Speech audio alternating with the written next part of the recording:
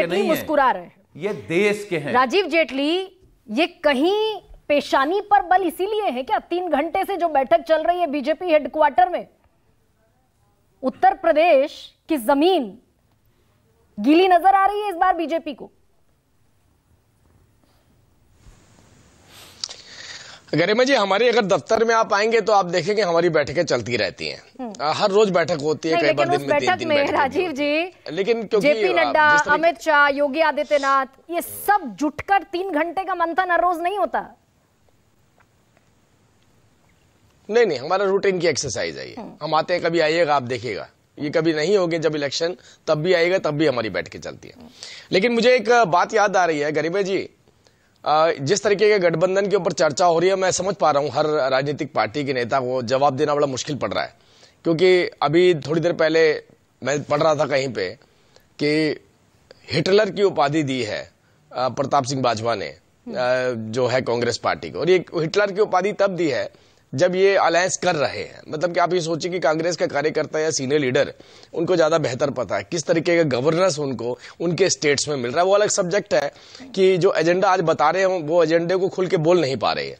असली एजेंडा क्या है इस गठबंधन का, देखिए बताएंगे नहीं कभी नहीं, वो छोड़ मैं बोलता हूं जिस शब्द को इन्होंने अभी तक यूज नहीं किया। राजीव जेटली, मैं पूछूंगी इंडिया से, मुझे एनडीए का बताइए, आप इस स्थिति में हैं आज बताने की कि अपना दल को कितनी सीटें देंगे, ओम प्रकाश राजभर जो मांग रहे हैं उनको दे पाएंगे कि नहीं, निषाद पार्टी को कितनी देंगे, और अभी तो जयंत चौधरी भी ताजे जुड़े हैं कि नहीं ये पता नहीं, लेकिन उनको कितनी देंगे, ये आप स्थिति में हैं बताने की। चलो कर लिया उन्होंने तो, जैसे भी किया देर सबेर। हम बिल्कुल नहीं, मैं कैसे बता सकता हूं, ये तो पार्टी की लीडरशिप डिसाइड करती है, प्रवक्ता डिसाइड नहीं करते हैं, और पार्टी की लीडरशिप डिसाइड करती है तो उसके बाद ऑफिशियल स्टेटमेंट भी आती है और हम बता भी देते हैं कितनी सीटों पे कौन लड़ेगा। आपने वो मूवी देखी है कभी?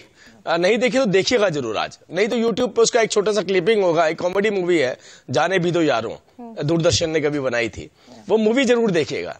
उस मूवी के अंदर एक रोल ऐसा है, एक सीन ऐसा है जिसमें कि एक रामलीला चल रही होती है और उसी के अंदर किरदार जो है वो दुर्योधन भी आ जाता है, उसी के अंदर युधिष्ठिर भी आ जाता है, उसी के अंदर अर्जुन भी आ जाता है, उसी में राम भी होते हैं, उसी में लक्ष्मण भी होते हैं।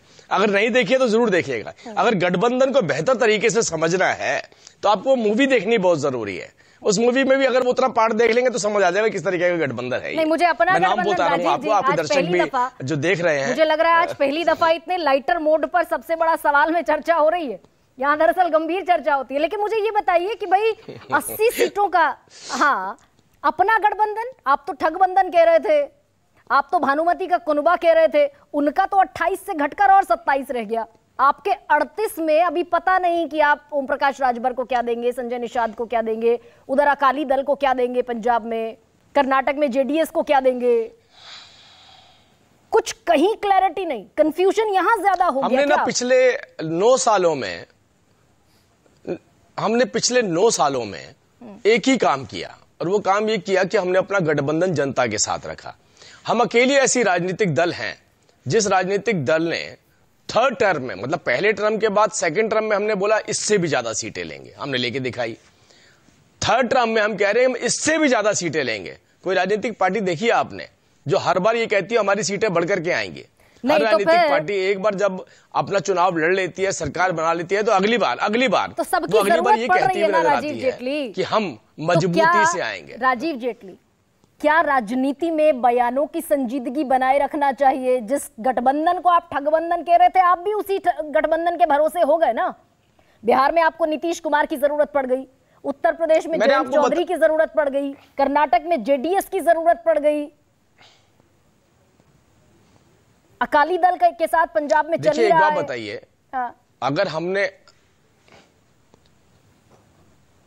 हमने सम्मान दिया तो इस सम्मान पाने वाले जो इतने बड़े शख्सियत थे और उनकी ज्योग्राफिकल, या इस देश के अंदर मैं कहूंगा जो किसान उनको अपना मसीहा मानते थे या मानते हैं, वो लोग तो समझ पाते हैं ना कि कौन सी राजनीतिक दल हमारे साथ खड़ी है। तो आपने कहा कि आपको जरूरत पड़ गई, हमें जरूरत सिर्फ जनता की होती है और हर राजनीतिक दल को पता होता है कि जनता में किसने डिलीवर करके दिखाया।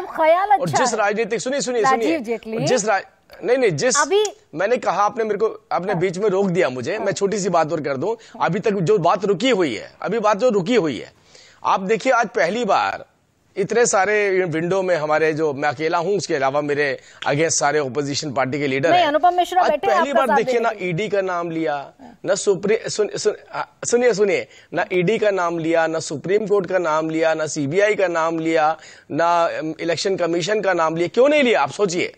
क्योंकि वो गठबंधन के मुख्य मुद्दे हैं। ये सभी लोग कहीं ना कहीं किसी ना किसी रूप में भ्रष्टाचार में फंसे हुए हैं। आज इनका गठबंधन जब अंदर बैठ के पूछेंगे ना तो इनका पीड़ा देखेंगे, इनकी मीटिंग्स में वो पीड़ा कुछ और निकलेगी आपको। भ्रष्टाचार की बात करेंगे तो बड़ी मुश्किल में फंसने वाले हैं फिर आप। फिर मैं महाराष्ट्र लेकर चलूंगी आपको, फिर मैं आसाम लेकर चलूंगी आपको, फिर सारे भ्रष्टाचारी जो इधर थे तो भ्रष्टाचारी थे, उधर गए तो मैं वॉशिंग मशीन शब्द का इस्तेमाल नहीं करूंगी बतौर पत्रकार, लेकिन इधर गए तो सब पाक साफ हो गए।